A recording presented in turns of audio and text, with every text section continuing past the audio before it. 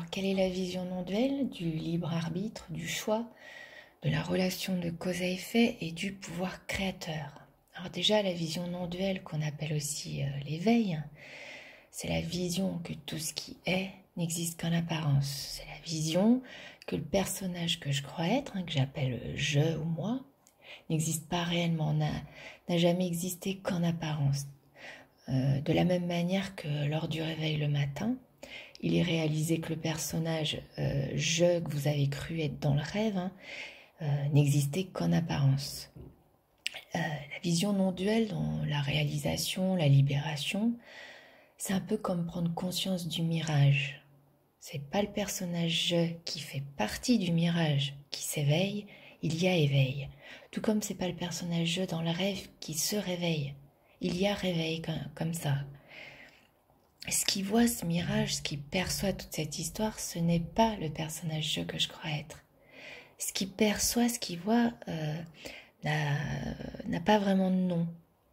Alors, on l'appelle le regard, la conscience, la création, le rien, le tout, le sans-nom, l'unité. Tout ça, c'est la même chose, c'est ce qui perçoit, ce qui voit, et c'est aussi ce qui prend forme en apparence. Donc, en quelque sorte, ce qui voit se regarde être. Voilà, donc il n'y a que ça, l'unité, le sans-nom, la conscience, le regard. Donc forcément, ce que vous êtes, c'est ça. Vous êtes le sans-nom, le regard. L'unité, le sans-nom, la conscience apparaît en tant que tout.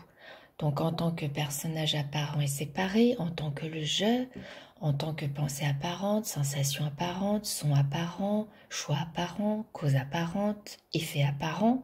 Et ça, toujours dans l'instant, dans le maintenant, sans passé, sans futur. Il n'y a que ça, que le maintenant. Donc il y a unité, tout est lié en apparence. Les événements perçus comme des choix sont en lien étroit avec le personnage apparent je, en lien avec ce qu'il vibre, avec ses conditionnements, ses programmes. En fait, l'unité semble se regarder dans un miroir. Le personnage je n'a pas choisi d'aimer ou détester telle personne.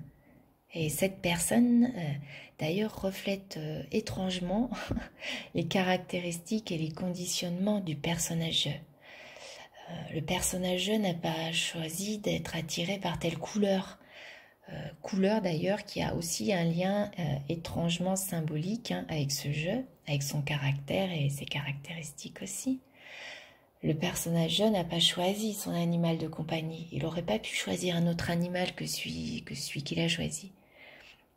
Et pareil, il y a une étrange correspondance entre l'animal et le je. Puis ça marche, voilà, ça marche pour tout, pour la maison, pour la voiture, voilà, etc. Et s'il y avait un choix, comment ce choix serait-il pris? Parce qu'il y a des pensées, il y a plein de pensées. Je choisis de mettre une robe rouge ou un pantalon noir. Alors, plein de pensées, je vais avoir froid aux jambes si je mets la robe. Oui, mais en pantalon, je serai plus à l'aise. Ou, ouais, mais j'ai pas les bonnes chaussures pour mettre avec la robe, etc. Puis, il y a une pensée finale. Allez, je choisis la robe rouge. Voilà, comment ces pensées sont-elles apparues? Le personnage je ne choisit pas que telle ou telle pensée apparaisse. Vous ne savez pas quelle est la prochaine pensée qui va surgir.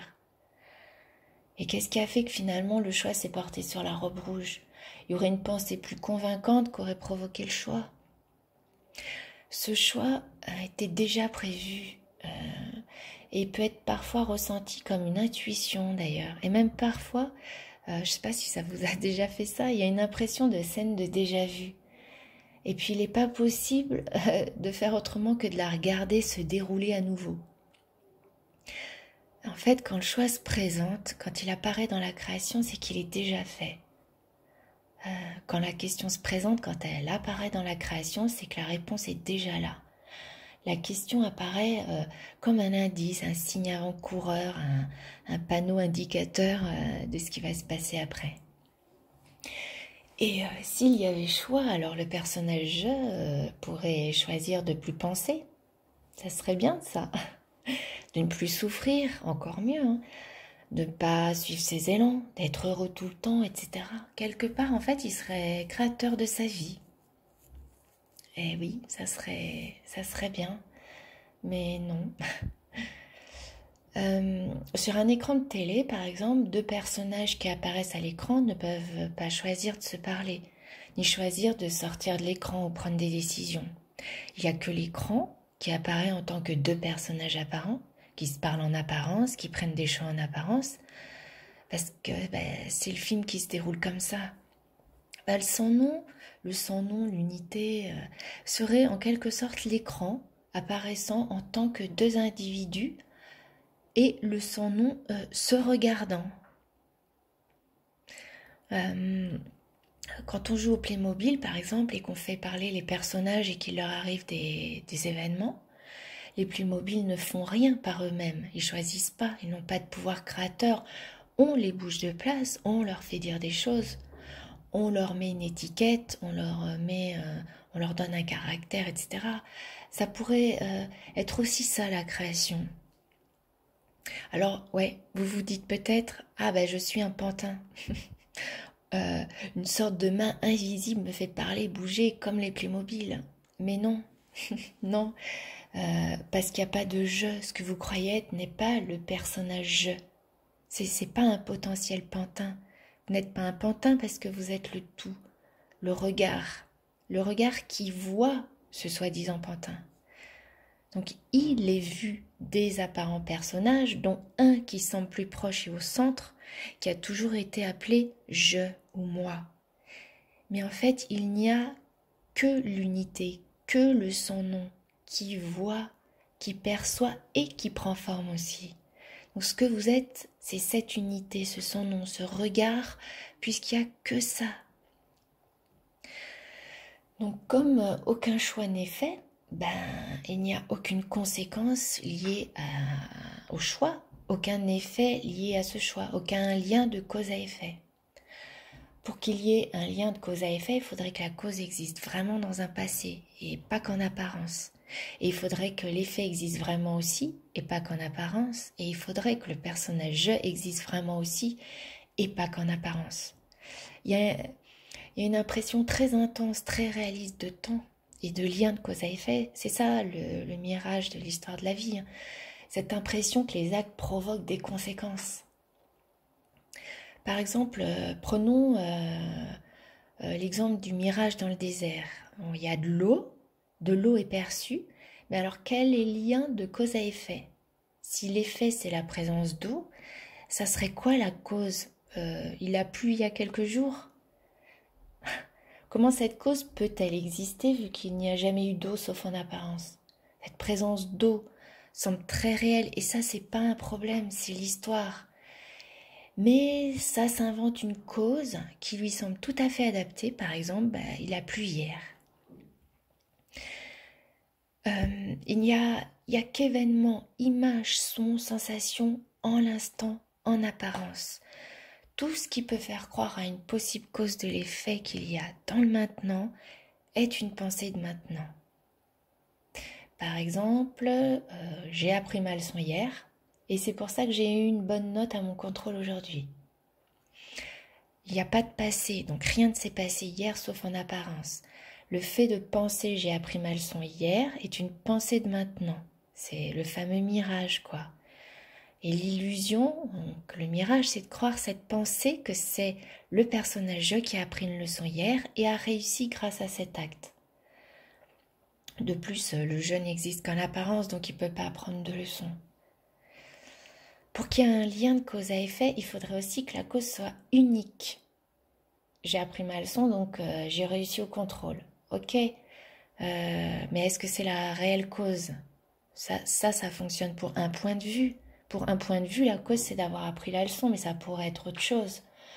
Par exemple, le prof n'a pas vu mes erreurs, c'est pour ça que j'ai réussi au contrôle. Ou bien j'ai un peu triché, c'est pour ça que j'ai réussi au contrôle. Ou bien j'ai eu la chance de tomber sur une question facile, etc. Tous les points de vue sont dans la création. Il y en a une infinité de causes, liées à une infinité de points de vue. Donc il n'y a aucune cause réellement. Et s'il y avait une relation de cause à effet, pourquoi des fois ça ne fonctionne pas? J'ai appris ma leçon, donc j'ai réussi au contrôle, ça marche, ça fonctionne.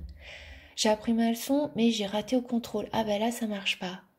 Alors ben on va chercher une autre vraie cause. Il y en a bien une, hein, ça c'est certain, faut la trouver. Hein.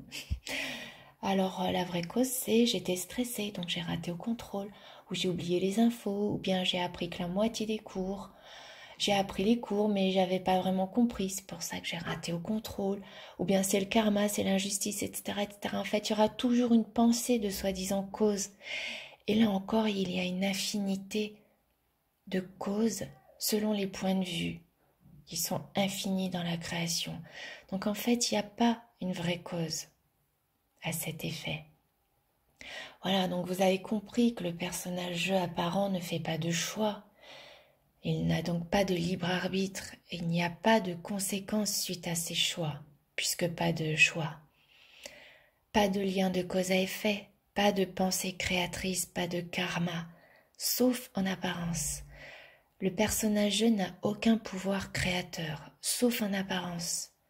En apparence, c'est-à-dire sauf dans la croyance, sauf dans l'histoire.